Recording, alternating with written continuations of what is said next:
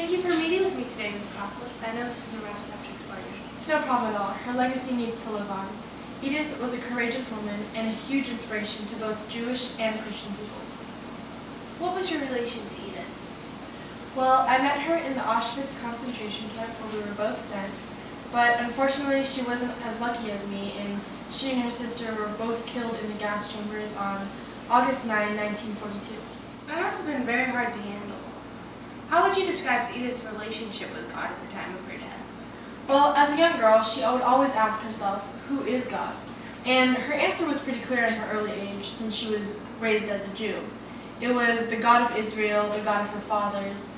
But as she became the age of 14, her answer was, God is no one, and God became irrelevant in her life since she became an atheist. But later on in her life, her answer to who is God became Jesus Christ.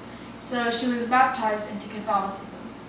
And her faith in Jesus grew so strong that she actually left everything behind, her successful teaching jobs, her hospital jobs, and she became a Carmelite nun. So would you say her faith was strong at the time of her death? Yes, she struggled with her faith in her teenage years, but her faith was actually the strongest at the time of her death.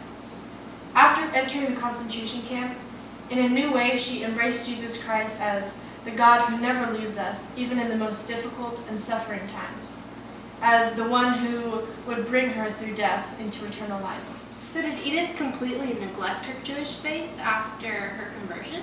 She actually did the quite opposite. She decided to write the book called Life in a Jewish Family, which would connect the similarities between Catholic faith and Jewish faith.